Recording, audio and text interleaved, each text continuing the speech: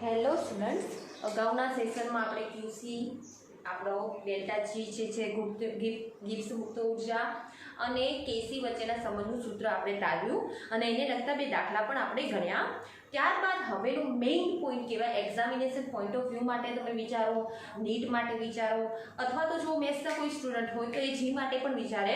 તો આ જે થિયરી છે એ બહુ મહત્ત્વની અને સારી થિયરી છે. એના અંદરથી ઘણા બધા પ્રશ્નો અને બહુ સારી રીતે સમજી શકાય એવા પ્રશ્નો પૂછાતા હોય છે. તો આજનો આપણો પોઈન્ટ છે કે સંતુલન અચળાંક આપણું એક વખત સંતુલન સ્થપાઈ ગયું, મતલબ પ્રક્રિયકો અને નિપજોની સાંદ્રતા કેવી થઈ ગઈ અચળ, પણ હવે એ સંતુલન અચળાંકને કોઈ ડિસ્ટર્બ કરે એવું કંઈક પરિબળ દાખલ કરીએ ત્યારે શું થાય છે, મતલબ કે એના વિશે આપણે ચર્ચા કરવાની છે કે સંતુલન અચળાંકને કોઈ પરિબળ અસર કરે ત્યારે આપણને કયા પ્રકારનો ફેરફાર જોવા મળે છે, અથવા તો પ્રક્રિયા કઈ દિશામાં આગળ વધીને સંતુલન ફરીથી સ્થાપવાનો પ્રયત્ન કરશે, એની ચર્ચા આપણે બહુ ડીપમાં અને મસ્ત રીતે કરીએ. તો હવે આજનો આપણે પોઈન્ટ છે સંતુલન અચળાંક ઉપર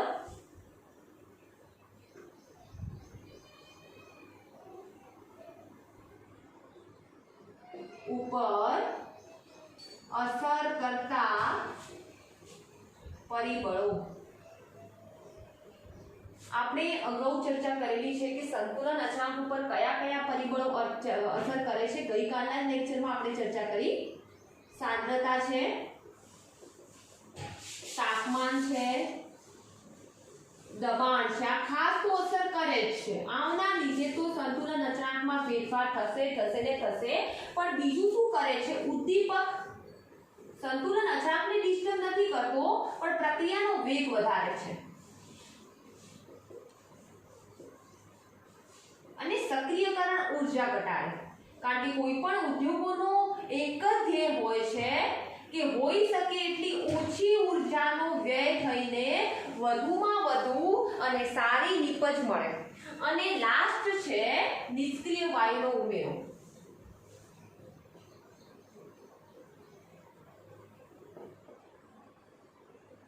આ પણ કોઈ રાસાયણિક પ્રક્રિયામાં ભાગ નહીં કરે. જે નિષ્ક્રિયનો અર્થ થાય છે કોઈ પ્રક્રિયા કરતા નથી, અને જો કોઈ પ્રક્રિયા કરતા જ ના હોય તો એના ઉપર પણ સંતુલન અચળાંકને કોઈ અસર નહીં કરે.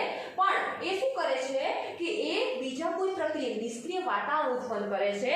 એના લીધે બીજો કોઈ પ્રક્રિયા દાખલ થઈ અને પ્રક્રિયા ના કરી શકે, જેના લીધે સંતુલન અચળાંક ખોરવાય, એના માટે નિષ્ક્રિય વાયુ ઉમેરીએ છીએ સંતુલન અચળાંકને બચાવવા માટે. ખરેખરમાં કે એમાં કોઈ ફેરફાર ના થાય, અચળ રહે, એના માટે આપણે નિષ્ક્રિય વાયુને ઉમેરીએ છીએ. પણ મેઇન તો આપણે ત્રણ મુદ્દા બહુ મસ્ત રીતે અને સારી રીતે ભણવાના છે. એ છે આપણા સાંદ્રતામાં થતો ફેરફાર, તાપમાનમાં થતો ફેરફાર અને દબાણમાં થતો ફેરફાર. હવે મેઇન આપણે હાલ જ વાત કરી કે આપણે વાક્ય સાંભળેલું છે કે આપણી પાંચે આંગળીઓ ઘીમાં હોવી. પાંચે આંગળીઓ ઘીમાં હોવી એટલે મતલબ શું? બધી લાઈફમાં જલસા, એન્જોયમેન્ટ હોવી, લાઈફમાં કોઈ ટેન્શન જ ના હોય, બધી ખુશિયા હોવી. મતલબ બધું આપણી જીવનમાં બહુ સારું અને જલ્દીથી મળે. આપણે હંમેશા આપણો પણ એ ટાર્ગેટ હોય છે. પ્રત્યેક વિદ્યાર્થી હાલ તૈયારી કરી રહ્યો છે એ શું કરે છે? ઓછી મહેનતે સારું પરિણામ મળે. તો ઉદ્યોગોનો પણ એ જ ટ્રાય હોય છે કે હોઈ શકે એટલી ઓછી ઉર્જા વાપરો, ઓછું દબાણ આપવું પડે, ઓછું તાપમાન મેળવવું પડે, અને નિપજ પ્રોડક્ટ આપણને વધુને વધુ સારા પ્રમાણમાં મળે. એવું આપણું ઉદ્યોગોમાં જે રસાયણો રસાયણો વચ્ચે પ્રક્રિયા થઈને નિપજ બને છે, એ નિપજ મેળવવા માટે આપણા જે સાયન્ટિસ્ટ હોય છે એમનો પણ એ જ ટાર્ગેટ હોય છે કે હોઈ શકે એટલી નિપજ આપણને વધુને વધુ મળે. જેમ કે ફોર એક્ઝામ્પલ તરીકે આપણે સાદું જ ઉદાહરણ લઈએ, હેબર કાકાએ આપેલું છે. એ ઉદાહરણ છે સાંદ્રતા પર આધારિત. આપણે N2 અને 3H2 વચ્ચે પ્રક્રિયા થઈને 2 મોલ એમોનિયા મળે છે. ઓકે, હવે એમોનિયા મેળવવું છે તો આપણે શું કરવું પડે? જો શું થાય, N2 અને H2 વચ્ચે પ્રક્રિયા થઈને એમોનિયા બને, એમોનિયામાંથી N2 અને H2 બને. મતલબ કે ઉદ્યોગોમાં તમારે એમોનિયા મેળવવું છે, પણ એમોનિયા બનતો જાય છે, એમોનિયામાંથી ફરીથી N2 અને H2 બને. મતલબ સંતુલન સ્થિતિ આપણે સમજવા માટે સારી બાબત છે કે આપણે સંતુલન સમજીએ છીએ કે રસાયણમાં બંધપાત્રમાં આ રીતે પ્રક્રિયા રાસાયણિક રીતે થાય છે, પરંતુ વૈજ્ઞાનિક ઢબે તો એ નુકસાનકારક નીકળે. કારણ કે આપણે પ્રોડક્શન કોનું કરવું છે? એમોનિયાનું. તમે એમોનિયાની બનાવટ કરવા માટે કાર્ય કરો છો અને અહીંયા તો શું થાય છે? N2 અને H2 વચ્ચે પ્રક્રિયા થઈને એમોનિયા બને પણ મળશે, પણ ફરીથી એમોનિયામાંથી N2 અને H2 બને. મતલબ કે તમે જે કાર્ય માટે તમે ત્યાં કાર્યશીલ રહ્યા હતા એ નિપજ તો તમને મળતી નથી. એમોનિયામાંથી N2 અને H2 પાછા મળે છે. મતલબ કે સંતુલન જોવા મળે છે, પણ જે નિપજ જોઈએ છે, એમોનિયા જોઈએ છે, એ વધુ પ્રમાણમાં મળતો નથી. હવે એમોનિયા વિશ્વમાં આપણે વાર્ષિક દરે એક વર્ષમાં વિશ્વમાં સમગ્ર વિશ્વમાં એમોનિયાનું જે ઉત્પાદન છે ને એ કેટલું છે? 100 મિલિયન ટન જેટલું થાય છે. મતલબ એમોનિયા આપણા નિપજમાંથી નીકાળવું પડશે તો જ તમારા N2 અને H2 વચ્ચે પ્રક્રિયા થશે. બાકી શું થશે? N2 અને H2 વચ્ચે પ્રક્રિયા થઈને એમોનિયા બનશે. એમોનિયાનો જથ્થો વધશે એટલે ફરીથી પાછું ગતિશીલ સંતુલન તપાસે અને એમોનિયામાંથી N2 અને H2 પાછા મળે છે. મતલબ તમારે જે નિપજ જોઈએ છે એ સંપૂર્ણપણે પ્રાપ્ત નથી થતી. એનો મતલબ એ થયો તો 100 મિલિયન ટન જેટલું જે આપણે એમોનિયા બનાવીએ છીએ એ જ એમોનિયાનો ઉપયોગ યુરિયા જેવા ખાતરની બનાવટમાં થાય છે. એ પણ આપણે આગળના ચેપ્ટરમાં ભણી ગયા કે 2NH3 CO2 કાર્બન ડાયોક્સાઇડના આપણે રાસાયણિક ગુણધર્મોમાં ભણી ગયા ને બેટા. એમાંથી શું મળતું હતું? NH2 C double bond O NH2 H2O. અને આ સૌ પ્રથમ સંશ્લેષિત રીતે બનાવેલું કાર્બનિક સંયોજન છે જેનું નામ છે યુરિયા, જે આપણે ખેતરમાં ખાતર તરીકે તેનો ઉપયોગ કરીએ છીએ. ઓકે, તો આ રીતે તમે દેખો બેટા, યુરિયા ખાતરની બનાવટમાં આપણે એમોનિયાની ખૂબ જરૂરી છે. અને મોટા ભાગે ખેતીવાડીનો વિસ્તાર છે, મોટા ભાગે ગ્રામ્ય વિસ્તાર છે, તો ગ્રામ્ય વિસ્તારોમાં યુરિયા ખાતરની સૌથી વધુ જરૂર હોય. હવે એમોનિયાનું જ ઉત્પાદન ના થાય તો યુરિયા ખાતર ના મેળવી શકીએ. પણ મેં હાલ જ વાત કરી કે ઉદ્યોગોનો ધ્યેય શું હોવો જોઈએ? ઓછી ઉર્જા, ઓછો સમય. ઘણી પ્રક્રિયાઓ થાય, N2 અને H2 વચ્ચે પ્રક્રિયા વાતાવરણમાં હાજર છે, થાય છે. જો થતી હોય તો 5 સેકન્ડમાં ના થઈ જાય. પણ આપણો ઉદ્યોગોનો એક જ ટાર્ગેટ ઓછી ઉર્જા વપરાવી જોઈએ, ઓછો સમય વપરાવવો જોઈએ અને વધુમાં વધુ સારામાં સારી નિપજ મળવી જોઈએ. પ્રક્રિયકોનો આપણે કહીએ છીએ કે જથ્થો બાકી ના રહેવો જોઈએ. સંપૂર્ણ પ્રક્રિયકોનો જથ્થો વપરાઈને નિપજ મળવી જોઈએ. એટલે કે કોઈ પ્રક્રિયક સીમિત ના હોવું જોઈએ. બધા જ પ્રક્રિયકો પૂરતા પ્રમાણમાં હોય. પહેલા ચેપ્ટરમાં એના પ્રમાણે જો એક સીમિત હોય તો સીમિતને ધ્યાનમાં રાખીને જ નિપજ મળે. બીજો પ્રક્રિયક ભલે લાખ ગણો વધારે હોય તો પણ નિપજ મળે નહીં. આ સાદું નોલેજ હતું જેની આપણે ચર્ચા કરી. હવે મેઇન તો આપણું છે કે સાંદ્રતા પર આધારિત સંતુલન અચળાંકનું મૂલ્ય કઈ રીતે બદલાય છે અથવા તો કઈ રીતે સાંદ્રતા ઉપર સંતુલન અચળાંક જે છે એ આધાર રાખે છે. ધારો કે મેં હાલ જ વાત કરી કે આપણે ફોર એક્ઝામ્પલ તરીકે H2 અને I2 નું ઉદાહરણ લઈએ. હાઇડ્રોજન ગેસિયસ અવસ્થામાં છે, આયોડીન પણ ગેસિયસ અવસ્થામાં છે, એમાંથી 2HI બને છે.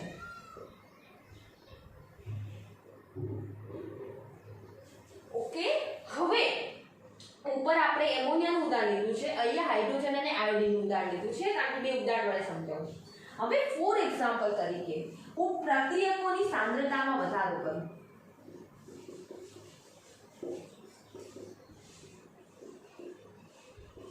આ બધું લખી દેજો બેટા, મટીરીયલમાં ક્યાંય નહીં હોય. પ્રક્રિયકોની સાંદ્રતામાં વધારો કરું તો શું થાય છે? દેખો બેટા, ધારો કે ફોર એક્ઝામ્પલ તરીકે હું N2 અને H2 નું પહેલા આલેખ કરું છું. તમારા બુકમાં, તમારા મટીરીયલમાં તો આઈ થિંક આટલું બધું લખેલું પણ નહીં હોય. તમે કહેશો તો હું તમને લખીને આપી દઈશ આખી થિયરીઓ બધી.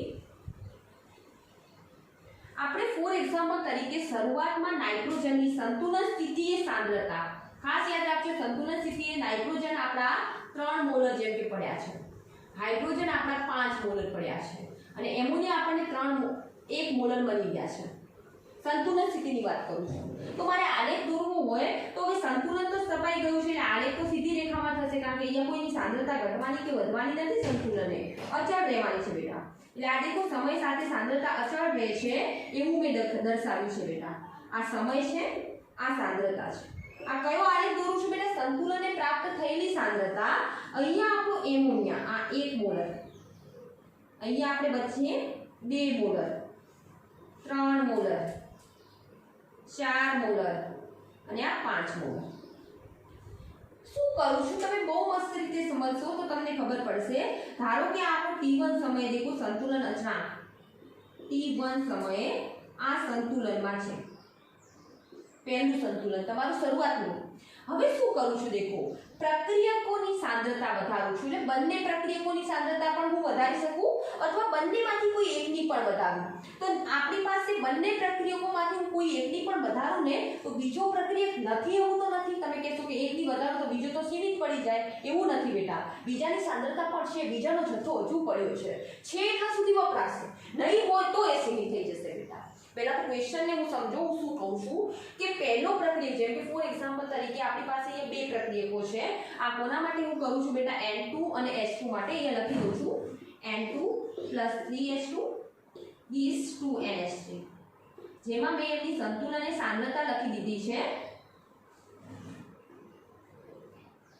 N2 ની છે આપણી 3 મોલર લખી છે, મેં અંદાજિત લખી છે બેટા, એવું હોય એવું જરૂર નથી, આ તો સમજાવવા માટે છે. H2 ની 5 મોલર છે અને એમોનિયાની 1 મોલર છે. હવે હું બંને પ્રક્રિયકોની સાંદ્રતા પણ વધારી શકું અથવા તો ફોર એક્ઝામ્પલ તરીકે આ સમયે હું N2 ની સાંદ્રતામાં 1 મોલરનો વધારો કરું. તમે કહેશો ટીચર N2 વધાર્યો એટલે H2 સીમિત થયું. ના, H2 નો જથ્થો ઓછો પડ્યો છે. સીમિત તો ક્યારે થાય, જ્યારે બિલકુલ એનો જથ્થો ઓછો પડતો હોય, બિલકુલ જથ્થો ના હોય ત્યારે એ કેવો પડી જાય બેટા, સીમિત. પણ હજુ એની પાસે સાંદ્રતા છે.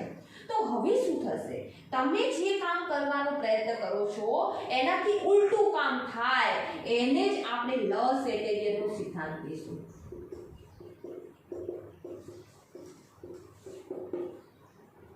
કઈ રીતે સિદ્ધાંત હવે સમજાવું દેખો.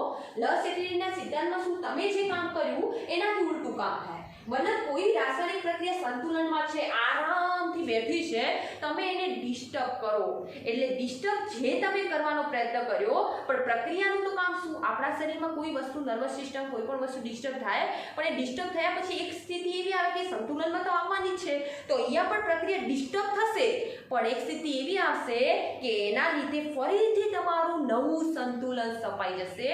કઈ રીતે દેખો, દેખાડું છું. ફોર એક્ઝામ્પલ તરીકે મેં N2 ની સાંદ્રતામાં 1 મોલરનો વધારો કર્યો, એટલે કે આ 5 મોલરમાંથી આ સમયે N2 ની સાંદ્રતા થઈ ગઈ 6 મોલર. દેખો વધીને બેટા ઊંચી કરી આ સમયે. હવે શું થાય એ જુઓ ને, પ્રક્રિયા કઈ દિશામાં આગળ વધે ને ક્યારે કોઈ મટીરીયલમાં, કોઈ બુકમાં, કોઈ ઓનલાઈન લેક્ચરમાં જોવા નહીં મળે. શું થાય છે દેખો બેટા, QC, કારણ કે અંદાજિત સમય તો હવે QC જ નક્કી થાય. KC ના મૂલ્ય કરતા QC ના મૂલ્યમાં શું ફેરફાર થાય છે, તો જો તમારો QC છે અહીંયા શું મળશે બેટા, NH3 નો વર્ગ અપોન H2 ની સાંદ્રતા અને I2 ની સાંદ્રતા. જો સંતુલન સ્થિતિ હોત તો H2 ની સાંદ્રતા, I2 ની સાંદ્રતા અને NH3 ની સાંદ્રતા સરખી હતી, એ સમય QC પણ સરખું હોત. પણ હવે મેં H2 ની સાંદ્રતામાં અથવા N2 ની સાંદ્રતામાં 1 નો વધારો કર્યો. કોની સાંદ્રતામાં 1 નો વધારો કર્યો છે, દેખો આ 5 મોલર આપણા N2 હતા, એની જગ્યાએ હવે 6 મોલર કરી દીધા. ઓકે, મતલબ N2 ની સાંદ્રતામાં મેં વધારો કર્યો, સમજાય છે પોઈન્ટ? N2 ની સાંદ્રતામાં વધારો કર્યો તો હવે શું QC નું મૂલ્ય જે છે એ KC જેટલું હશે કે નહીં હોય. અહીંયા પહેલા શું હતું બેટા, KC નું મૂલ્ય તમારે H2 અને NH3 અને N2 ની સાંદ્રતા ઉપર આધારિત હતું, અને H2 ની સાંદ્રતાનો આપણે અહીંયા ઘન કરી દઈએ બેટા. ઓકે, એના ઉપર આધાર હતું. પણ હવે QC માં શું થાય, અંદાજિત સમય નક્કી કરો છો. હવે તમે શું કર્યું દેખો, અંદાજિત સમયે N2 ની સાંદ્રતામાં 1 મોલરનો વધારો કર્યો, તો ભાગાકારમાં N2 ની સાંદ્રતા વધી ગઈ. N2 ની સાંદ્રતા ભાગાકારમાં વધી તો મતલબ શું થયો કે QC નું મૂલ્ય KC કરતા કેવું થઈ ગયું, ઓછું થઈ ગયું. કઈ રીતે બેટા, મેં હાલ જ વાત કરી કે KC તમારું શું તો કે અચળ સાંદ્રતા હતી, એ તમારું KC. પણ હવે તમે શું કર્યું, N2 ની સાંદ્રતા વધારી એટલે ભાગાકારનું મૂલ્ય વધી ગયું. ભાગાકારનું મૂલ્ય વધે તો આ તમારું QC નું મૂલ્ય શું થવાનું બેટા, ઘટવાનું. કોના કરતા, KC કરતા. અને જો મેં તમને આ રીતે આલેખ વડે સમજાવ્યું તો આ રીતે કરી હતી કે અહીંયા જો સંતુલન હોય તો QC બરાબર KC હોય. આ બધી વસ્તુ બેટા મસ્ત રીતે પ્રિપેર કરો, અલગ નોટબુકમાં લખી દો. તૈયારી કરતા હો નીટના વિદ્યાર્થીઓ, એ આ શોર્ટકટ બનાવી દેવાનું, કારણ કે આ ચેપ્ટર બહુ લેન્ધી છે. જેટલું ઈઝી બનાવશો એટલી વધારે મજા આવશે. આ બાજુ QC KC કરતા ઓછું છે, આ બાજુ QC KC કરતા વધારે છે. જો QC KC કરતા ઓછું હોય તો એને સંતુલન સ્થાપવા માટે કઈ દિશામાં આવવું પડે બેટા, આ દિશામાં. એટલે કઈ દિશામાં પ્રક્રિયા થાય, પુરોગામી. અથવા પુરોગામી દિશામાં પ્રક્રિયા આગળ વધવાની છે। જો QC KC કરતા વધારે હોય તો એને સંતુલન સ્થાપવા માટે ડાબી બાજુ આવવું પડે, એટલે કે કઈ દિશામાં આવવું પડે બેટા? પ્રતિગામી। બહુ મસ્ત રીતે એક એક પોઈન્ટ સમજાવું છું કે ભાઈ પ્રક્રિયકોની સાંદ્રતા વધારી તો QC KC કરતા ઓછો મળ્યો, એના લીધે પ્રક્રિયા કઈ દિશામાં આવશે બેટા? પ્રક્રિયા પુરોગામી દિશામાં આગળ વધશે। બહુ મસ્ત અને મજા આવે એવો પોઈન્ટ છે આ સાંદ્રતા, અને બહુ આપણે સમજવા માટે પણ બહુ ઈઝી પડે એવો છે, પણ જો સમજ્યા સારી રીતે તો જ બેટા। ફરીથી સમજાવું, દેખો શું થયું। સામાન્ય વસ્તુ છે, નાનું બાળક હોય એને પણ આપણે કોમનલી સમજાવીએ કે અહીંયા કોઈ પ્રક્રિયકની મેં સાંદ્રતા વધારી તો સંતુલન અચળાંકમાં શું એનું એ જ રહેશે? ના રે ને બેટા, પ્રક્રિયકની સાંદ્રતા હવે નિપજની સાપેક્ષમાં વધી ગઈ તો હવે શું થશે? પ્રક્રિયકોની સાંદ્રતા ઘટવાનો પ્રયત્ન કરશે અને નિપજની સાંદ્રતા વધશે, કારણ કે બેલેન્સ તો કરવું પડશે ને। જેમ કે આપણા બોડીની જ વાત કરીએ કે તમે શરીરના આપણા કોષની બહારની બાજુ પાણીનું પ્રમાણ વધારી દો અને કોષના અંદર પાણીનું પ્રમાણ ઓછું થાય તો શું થાય બેટા? બહાર પાણી વધાર્યું, તમે શું કર્યું? બહાર પાણીનો વધારાનો ફેરફાર કર્યો, પણ પ્રણાલી શું કરે છે? પ્રણાલી જે પ્રક્રિયા થઈ રહી છે એ ભાગ શું કરે છે? એ પ્રણાલી બહારના પાણીને અંદર લઈ જાય છે, ક્યાં સુધી? જ્યાં સુધી બંને વચ્ચે એક નવું સંતુલન ના સ્થપાય ત્યાં સુધી। તો અહીંયા પણ પ્રણાલી એ જ કરે છે બેટા કે તમે જે કાર્ય કર્યું ને એ કાર્યની અસરને નાબૂદ કરીને એક નવું સંતુલન સ્થાપે છે। અસરને નાબૂદ કરે છે, અસર રહેવા જ નથી દેતો, રહેવા દે છે, પણ શું કરે છે? તમે શું કર્યું? પ્રક્રિયકની સાંદ્રતા વધારવાનો પ્રયત્ન કર્યો, પ્રણાલીએ શું કર્યું? પ્રક્રિયકોની સાંદ્રતા ઘટાડીને નિપજ બનાવવાનો પ્રયત્ન કર્યો, કામ કર્યું તમે, એનાથી પ્રણાલી શું કાર્ય કરે છે? ઉલટું કરે છે। તો એને જ આપણે લસેટેરિયનનો સિદ્ધાંત કહીએ છીએ। તમને મટીરિયલમાં લસેટેરિયનનો સિદ્ધાંત ના સમજાય તો અહીંયા હું લખું છું એ રીતે લખી દેજો। સાંદ્રતા પર સંતુલન અચળાંક પર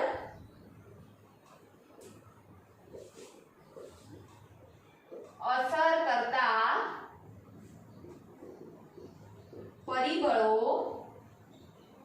જેવા કે તાપમાન, દબાણ, ખાસ કરીને 3 પરિબળો અસર કરે છે, અને સાંદ્રતા માં ફેરફાર કરીએ, मतलब આપણે ફેરફાર કરીએ ત્યારે પ્રણાલી તે ફેરફારની અસરને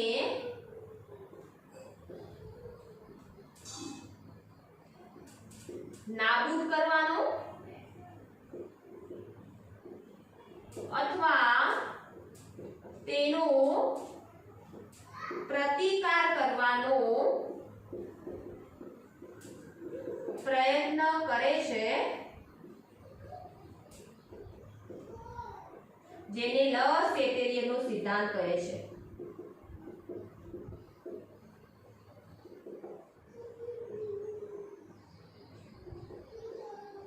मतलब તમે જે ફેરફાર કરો છો એ ફેરફારની અસરને એ નાબૂદ કરવાનો પ્રયત્ન કરે છે। मतलब અસર તો તમે કરી છે પણ એ શું કરે? તમે વધારવાનો પ્રયત્ન કરો તો એ શું કરે? ઘટાડવાનો પ્રયત્ન કરે, કારણ કે બંને બાજુ બેલેન્સ તો રાખવું પડે ને બેટા।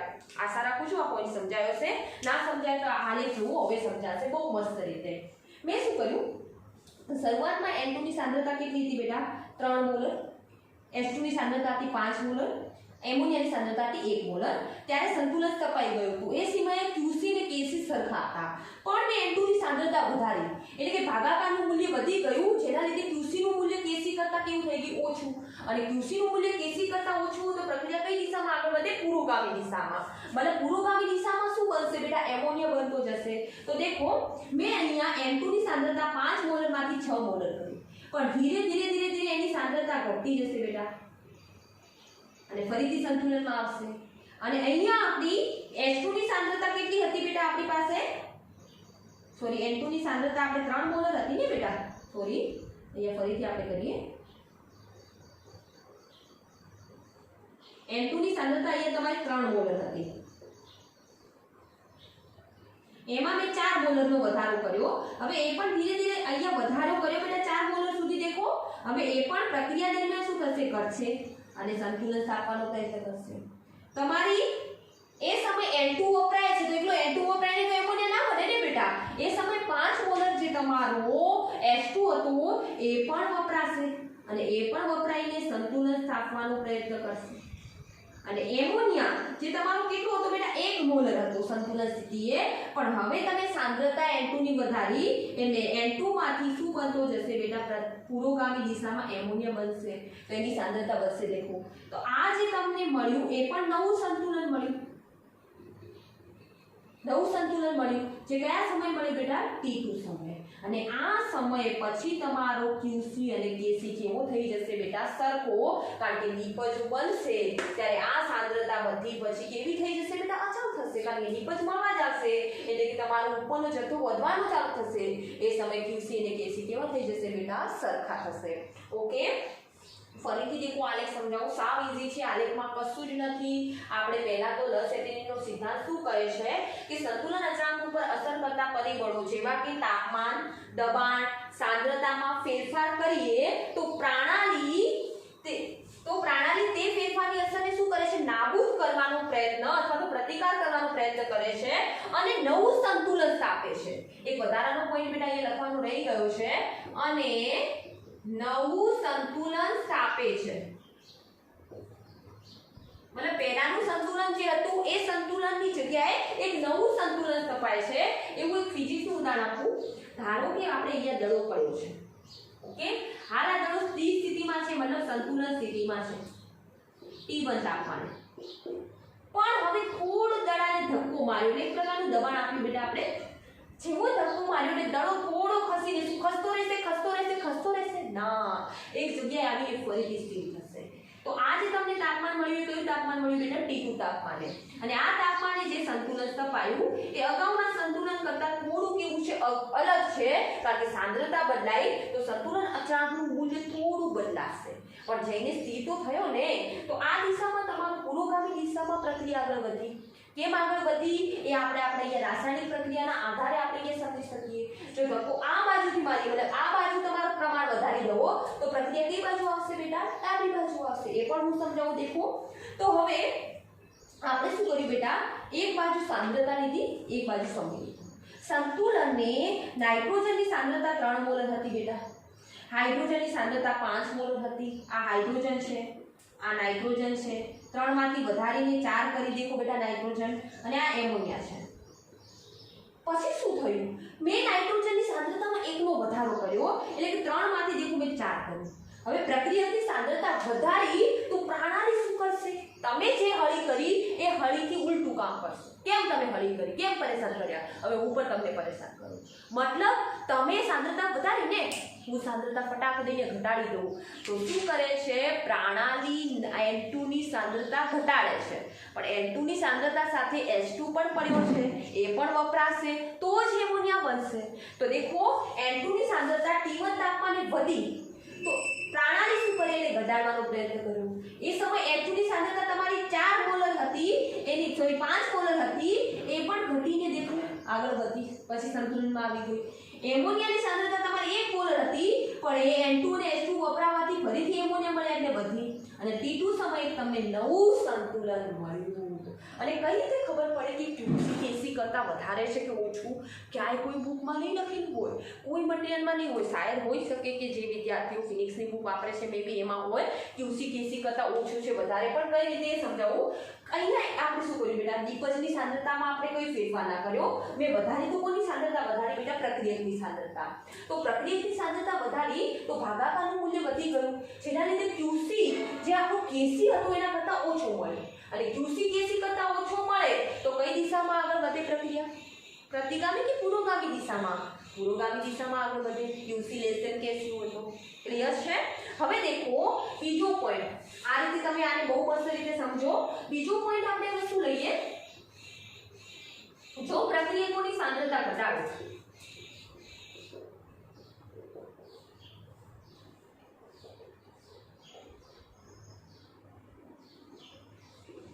શું થાય, વિચાર કરો. આનો આ જ આલેખ છે, તમે પહેલા તો આનો સ્ક્રીનશોટ લઈ લો એટલે તમને બધી પોઈન્ટ સમજાઈ જાય. આખું બોર્ડ રફ કરું અને ફરીથી આપણે બીજો પોઈન્ટ સમજાવું. તમારા બુકમાં આયોડિનનો અને હાઇડ્રોજન અને HI નો આપ્યો છે, આપણે અહીંયા એમોનિયાનો કર્યો છે. હવે બુકનો તમે HI વાળો બહુ સારી રીતે સમજી શકશો. સ્ક્રીનશોટ લઈ લીધું બધાએ? ચલો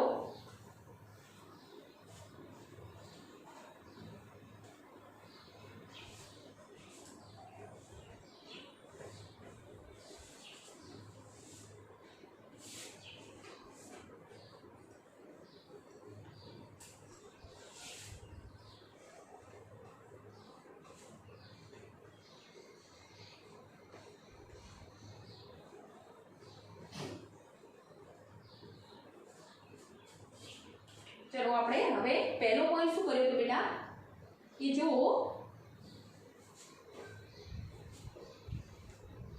જો પ્રક્રિયક ની સાંદ્રતા વધારીએ તો શું થતું હતું QC નું મૂલ્ય જે હતું બેટા તમે સ્ક્રીનશોટ લીધો છે એટલે તમને ખબર હશે KC કરતા ઓછું હોય એટલે પ્રક્રિયા કઈ દિશામાં આગળ વધે બેટા પુરોગામી. આ બધી વસ્તુ તમારા નોટબુક પર લખી જ દેવાની બેટા.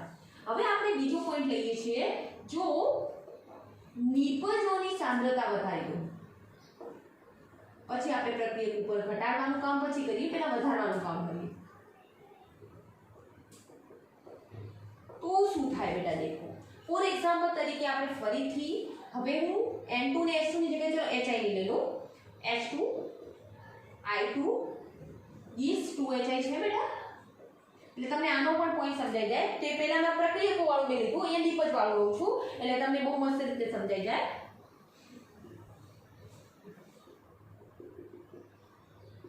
સંતુલન સ્થિતિએ તો સાંદ્રતા અચળ જ રહેવાની બેટા એટલે સીધી લીટી કરું છું હું દેખો.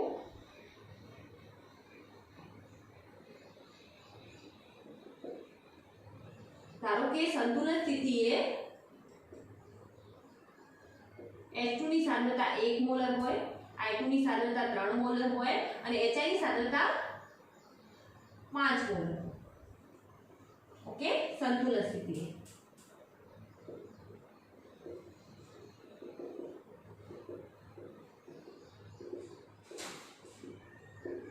આ 1 2 3 4 5 6 7. ચલો હવે શું કરીએ છીએ દેખો આપણે સંતુલન સ્થિતિની સાંદ્રતા પહેલા તો T1 સમય લઈ લઈએ તો આપણી H2 ની સાંદ્રતા 1 મોલર છે H2 I2 ની સાંદ્રતા 3 મોલર છે આ રહ્યો બેટા આપણો I2 અને HI ની સાંદ્રતા આપણી સંતુલન સ્થિતિ 5 મોલર છે એટલે આ રહ્યો આપણો HI. આ તમારે T1 સમયે પ્રાપ્ત થતું સંતુલન છે.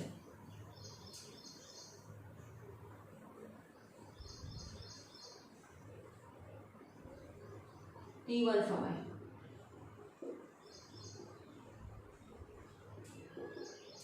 ઓકે. હવે શું થાય છે T1 સમય જે સંતુલન પ્રાપ્ત થયું આ બાજુ તમને ખબર છે બેટા આગળના જ આપણે પોઈન્ટ પર લઈ લીધું સાંદ્રતા હશે આ બાજુ આપણો સમય હશે. હવે સમય તો બેટા પસાર થવાનો છે પણ સંતુલન સ્થિતિ સાંદ્રતા અચળ રહે છે એટલે આપણે સીધી લીટીમાં સાંદ્રતા વાળો આલેખ બતાવીએ છીએ. સમય તો જતો રહેશે વેડફાઈ રહ્યો છે બેટા. હવે શું થાય છે દેખો હું HI ની સાંદ્રતા 5 ની જગ્યાએ 7 મોલર કરી દઉં. કેટલા મોલર કરું છું 5 ની જગ્યાએ આપણે 7 મોલર કરીએ એટલે કે HI ની સાંદ્રતા અહીંયાથી દેખો વધીને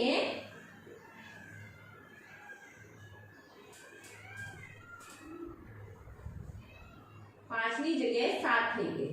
ઓકે, હવે HI ની સાંદ્રતા વધી ગઈ એટલે શું થશે દેખો બેટા મસ્ત રીતે સમજાવું. QC બરાબર HI ની સાંદ્રતાનો વર્ગ અપોન H2 ની સાંદ્રતા અને I2 ની સાંદ્રતા આ રીતે થાય બેટા. હવે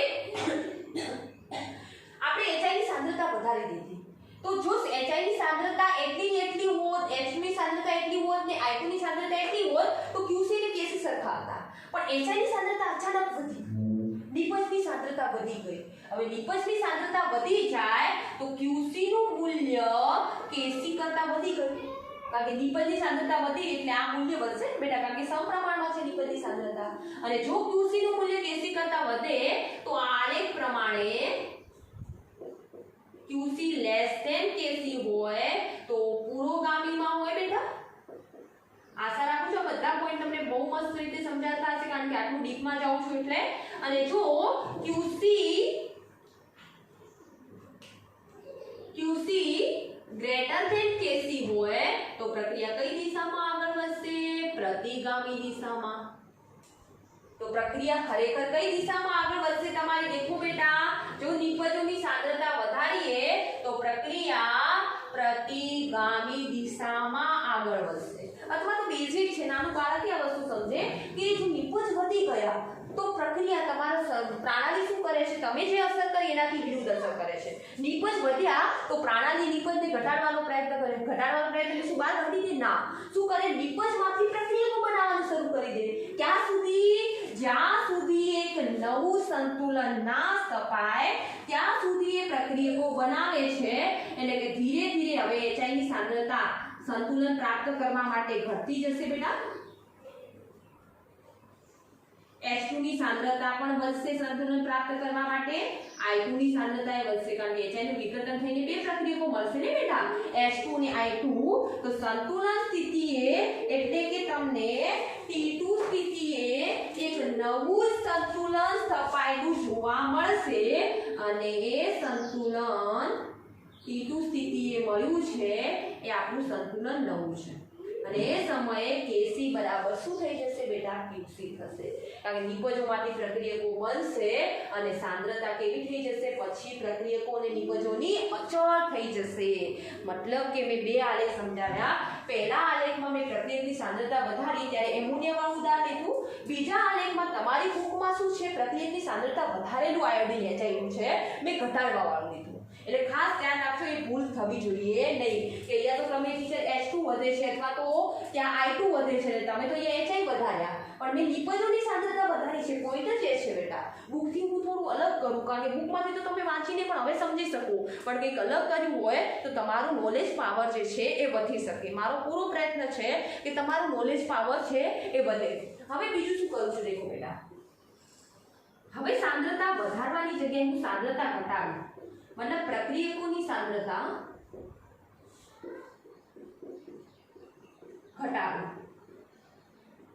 ઘટાડતા પ્રક્રિયકોની સાંદ્રતા ઘટી જાય તો ફરીથી બેટા દેખો આ મૂલ્ય ઘટ્યું તો QC નું મૂલ્ય શું થઈ જશે? KC કરતા બેટા વધી જશે. કોમન વસ્તુ છે ને, હવે તો સમજાતું હશે ને બેટા. આ ભાગાકારનું મૂલ્ય ઘટ્યું, ગુણાકારનું મૂલ્ય તો વધારે છે તો QC શું છે એ સમય હવે KC કરતા વધારે. હવે મારે બધું બેટા ડીપમાં ના સમજાવવાનું.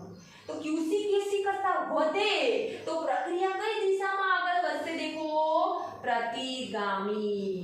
मतलब તમે જે કામ કરો છો એનાથી ઉલટું તમારું સંતુલન અચળાંક પ્રાપ્ત કરવા માટે પ્રણાલી કામ કરે. તમે સાંદ્રતા ઘટાડવાનો પ્રયત્ન કર્યો, પ્રણાલી શું કરશે? સાંદ્રતા વધારવાનો પ્રયત્ન કરશે.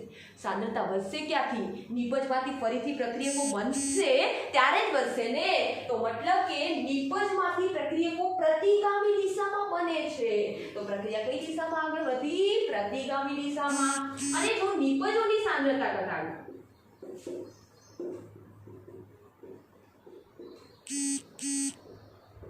તો નિપજ ઓછા પડ્યા, પ્રક્રિયકો વધી ગયા, QC નું મૂલ્ય KC કરતા કેવું થઈ ગયું બેટા? ઓછું થઈ ગયું.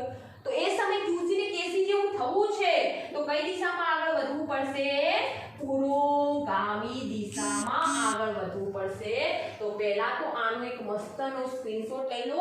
આના પછી સાંદ્રતા પર આધારિત આપણે એક પ્રયોગ લઈ લઈએ જેથી તમારો કોઈ પણ ડાઉટ હોય તો એ ડાઉટ અહીંયા ક્લિયર અપ થઈ જાય. चलो તમે સ્ક્રીનશોટ લઈ લીધો હશે. હવે આપણે એક પ્રયોગ લઈ લઈએ જેના આધારે તમને બધા ડાઉટ ક્લિયર અપ થઈ જાય.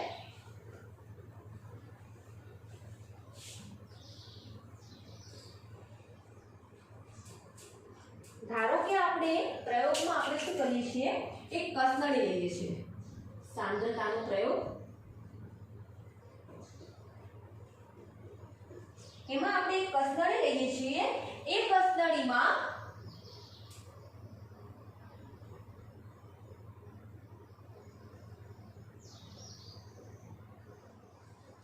મેં 0.002 મોલર FeCl3 નું દ્રાવણ ભરી લીધું છે અને એમાં હું હવે 1 મિલી પોટેશિયમ 1 મિલી અને 0.2 મોલર પોટેશિયમ થાયોસાયનાઇડ જેને KSCN કહેવામાં આવે છે. SCN ને થાયોસાયનાઇડ આયન કહેવાય છે. લખવું તો લખી દેજો બેટા, થાયોસાયનાઇડ આયન ઉમેરું છું ત્યારે આ બંને વચ્ચે પ્રક્રિયા થાય છે. એટલે કે KSCN અને FeCl3 વચ્ચે પ્રક્રિયા થાય છે. હવે આપણે જ્યારે 12મા ધોરણમાં બેટા લેબમાં જોઈશું તો FeCl3 નો રંગ ફેરિક ક્લોરાઇડ નો રંગ જે છે એ પીળો છે. Fe બે ઓક્સિડેશન અવસ્થા ધરાવે છે બેટા +3 અને +2. ઓફકોર્સ તમને એટલી ખબર છે કે FeCl3 છે તો Fe નું +3 હશે, જેને આપણે ફેરિક કહીએ છીએ, મહત્તમ ઓક્સિડેશન અવસ્થા.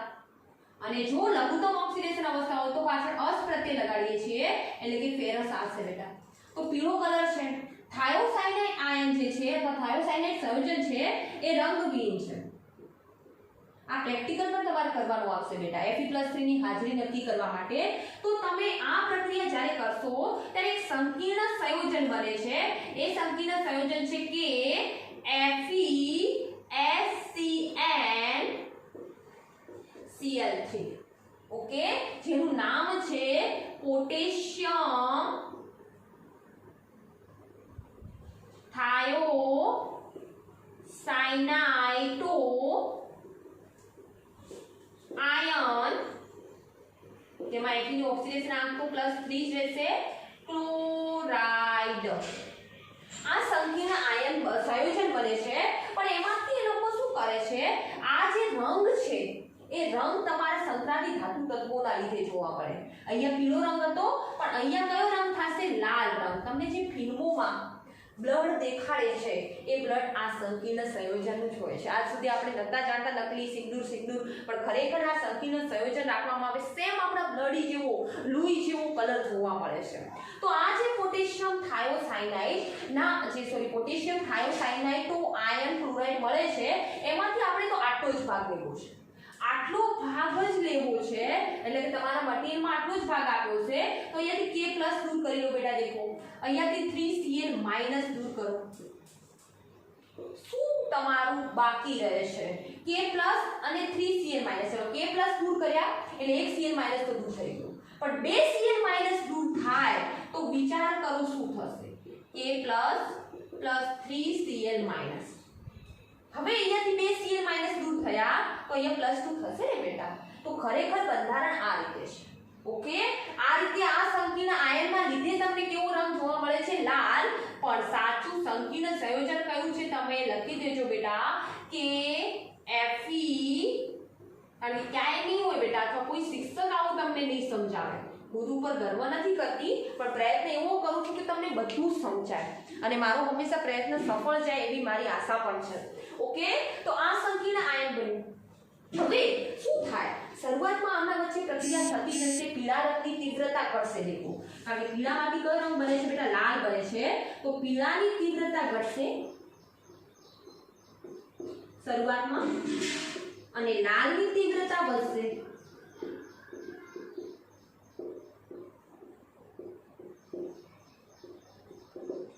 ઓકે, પરંતુ એક સ્થિતિ એવી આવશે કે પીળા રંગની અને લાલ રંગની તીવ્રતામાં હવે કોઈ ફેરફાર નથી થતો.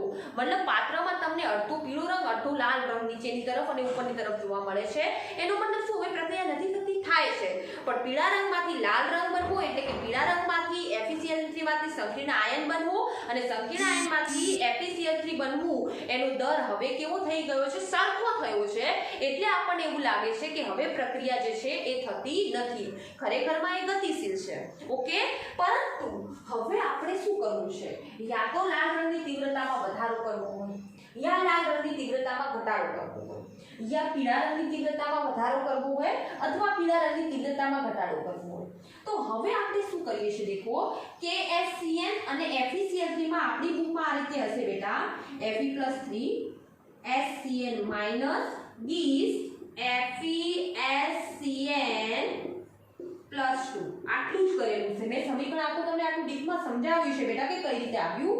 તો હવે આ Fe+3 આયન કયો રંગ આપે છે બેટા? પીળો રંગ. Fe+ જે આપણે FeSCN છે એ કયો રંગ આપે છે? લાલ રંગ. હવે હું શું કરું? મારે લાલ રંગની તીવ્રતા ઘટાડવી હોય, આની તીવ્રતા ઘટાડવી છે. ક્યારે લાલ રંગની તીવ્રતા ઘટશે? જ્યારે આપણે પ્રક્રિયકોનું પ્રમાણ કેવું થશે? ઓછું થશે.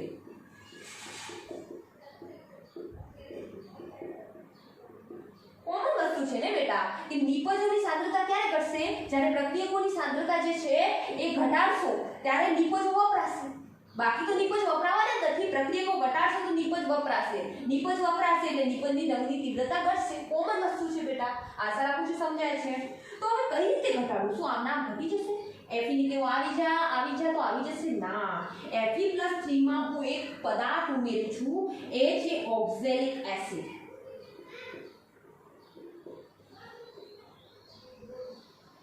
HCl માઈનસમાં એક હું પદાર્થ ઉમેરું છું, એ છે જલીય HgCl2. મતલબ પાણીયુક્ત, પાણીના અણુને શોષેલું મર્ક્યુરી ક્લોરાઇડ છે. તો અહીંયા શું થાય છે દેખો બેટા. ઓક્ઝેલિક એસિડ એટલે પહેલા તો શું? એનું બંધારણ તમને આવડવું જોઈએ. COOH. આના ઉપરથી એનું સૂત્ર બનાવો બેટા. H કેટલા છે? પેલા હાઇડ્રોજન લખતા હોય છે કાર્બનિક સંયોજનમાં 2. કાર્બન કેટલા છે? 2 છે. ઓક્સિજન કેટલા થયા? 4. તો સૂત્ર શું બન્યું? H2C2O4. હવે H2C2O4 ના આપણે 6 H+ દૂર કરવા માટે આપણી પાસે 3 મોલ હોવા જોઈએ. કેમ 6 દૂર કરીએ છીએ એ તમને હાલ સમજાઈ જશે. તો અહીંયા શું બનશે બેટા? 6H+ C2O4. કેટલા C2O4 બનશે બેટા? 3. એ કેવા બની જશે? -2. કારણ કે એક C2O4 માંથી એક H+ અહીંયાથી દૂર થશે. દેખો બેટા સમજાવું છું બહુ મસ્ત રીતે. એક H+ અહીંયાથી દૂર થશે. તો પ્રત્યેક ઓક્સિજન ઉપર માઈનસ વીજભાર આવશે એટલે કે C2O4 -2. એવા કેટલા મોલ છે? 3. 3 દુ 6 -6 +6 એટલે બંને બાજુ વીજભારનું બેલેન્સ થઈ ગયું છે. હવે એ શું કરે છે? Fe+3 આયન સાથે જોડાય છે. કેટલા મોલ? 3 mall oxalate ion. આને શું કહેવાય બેટા? Oxalate ion. અને સંકીર્ણ સંયોજન બનાવે જેમ કે સાયનાઇડ, થાયોસાયનાઇડ ને આપણે થાયોસાયનાઇડો કયો, એ રીતે ઓક્ઝેલેટને ઓક્ઝેલેટો કહીશું સંકીર્ણ આયનને. એનું નામ પણ આપણે લખાવીશું. તો શું બનશે દેખો બેટા? FeC2O4 કેટલા છે? 3 છે. વીજભાર જોવા જઈએ તો 3 3 દુ 6 +3 -6. કેટલો વીજભાર છે? -3 આ બાજુ. તો આ બાજુએ -3 રહેવો જોઈએ. થઈ ગયો બેટા બેલેન્સ. આશા રાખું છું પોઈન્ટ સમજાયો હશે. આનું નામ શું થશે દેખો? Try ઓક્ઝેલેટો ion. ઓક્સિડેશન આટો +3 જશે એનો આયન. અને ઉપર વીજભાર છે. સંયોજન હોય તો પાછળ આપણે વીજભાર ના લખતા હોઈએ, પણ જો આયન હોય, ઉપર વીજભાર હોય તો પાછળ આયન લખવું. આ આયન એટલે લોખંડ માટે બેટા છે. આયન લખ્યું છે અને આ આયન છે. સમજાય છે બેટા? દેખો એક એક પોઈન્ટ સમજાવું છું. ક્યાંય બુકમાં અથવા મટીરીયલમાં તો છે જ નહીં. એટલે જ કહું છું કે તમે તમારી રીતે જાતે થિયરી બનાવી દેજો. અને ના બનાવતા ફાવે તો મને કહેજો, હું તમને લખીને મૂકીશ. ચલો ક્લિયર છે બેટા આટલા સુધી? હવે તેવી જ રીતે આ દેખો Fe+3 ધીરે ધીરે વપરાતો રહ્યો. Fe+3 ની સાંદ્રતા પ્રક્રિયકમાં ઘટી. પ્રક્રિયકમાં જેવી તમે ઘટાડવાનો પ્રયત્ન કરો, તમારી પ્રણાલી શું કરશે? ને વધારવાનો પ્રયત્ન કરશે. પણ ક્યાંથી વધારશે? નિપજમાંથી ફરીથી Fe+3 બનતા જશે. મતલબ હવે નિપજ વપરાઈ રહ્યો છે. નિપજ વપરાય છે તો લાલ રંગની તીવ્રતા શું થવા લાગશે? ઘટવા લાગશે. થાયોસાયનાઇડને ઘટાડવા માટે શું કરીએ છીએ બેટા? HgCl2. એટલે કે HgCl2 માં કયો આયન રહેલો હશે બેટા? Hg+2. ઓકે. એ Hg+2 આયન થાયોસાયનાઇડ આયનના 4 મોલ સાથે પ્રક્રિયા કરીને HgSCl4 વીજભાર જોવા જઈએ તો +2 -4 એટલે કેટલો વધ્યો? -2 વીજભાર વધ્યો. જેને આપણે થાયોસાયનાઇડો તો પણ લખે, ડો પણ લખે, એમાં ચાલે બેટા. સાયનાઇડો લખો, સાયનાઇડો મર્ક્યુરસ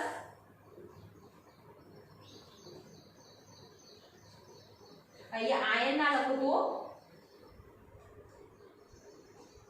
ફેરિક આયન પર લખી શકો છો બેટા. Okay, ferric. ઓકે, અહીંયા મર્ક્યુરસ શું લખશો? એનો ઓક્સિડેશન આંક તો +2 જ રહેશે બેટા, કારણ કે દેખો SCN નો -4 થશે, જમણી બાજુ જાય +4, +4 માંથી 2 જશે તો +2 જ રહેશે. ઓકે, અને આયન સ્વરૂપે છે એટલે પાછળ આયન તો લખવાનું જ. જેવો આ વપરાયો એટલે અહીંયા રહેલો થાયોસાયનાઇડ લિપજમાંથી પ્રક્રિયક તરફ આવશે એટલે લિપજની તીવ્રતા સાંદ્રતામાં શું થશે? ઘટાડો થશે. તો સાંદ્રતા પર આધારિત સંતુલન અચળાંક વાળો પોઈન્ટ પૂરો થયો. આવતીકાલે આપણે દબાણ પર આધારિત સંતુલન અચળાંક છે, એના પછી તાપમાન પર આધારિત સંતુલન અચળાંક છે. નિષ્ક્રિય વાયુનો તો મેં જો કે સમજાવી દીધું. નિષ્ક્રિય વાયુમાં છે શું કે નિષ્ક્રિય વાયુ ઉમેરો છો. શા માટે ઉમેરો છો? અગાઉના લેક્ચરમાં સમજાવ્યું કે ખાલી કોઈ બીજો પ્રક્રિયક આવીને તમારા પ્રક્રિયાને છેડે નહીં એના માટે તમે નિષ્ક્રિય વાયુ ઉમેરો છો. નિષ્ક્રિય વાયુના લીધે સંતુલન અચળાંકના મૂલ્યમાં અચળ દબાણે કે કદે કોઈ ફેરફાર થતો નથી બેટા. ઓકે, તો નિષ્ક્રિય વાયુનો ઉમેરો વાળી થિયરી તો આપણે પૂરી થઈ ગઈ. તમે વાંચશો તો તમને ખબર પડી જશે. ઓકે, તો હવે આપણે 3 વસ્તુ બાકી રહી: દબાણ, તાપમાન અને ઉદ્દીપકની પસંદગી, જેને આપણે આવતીકાલે પૂર્ણ કરીશું. અસ્તુ.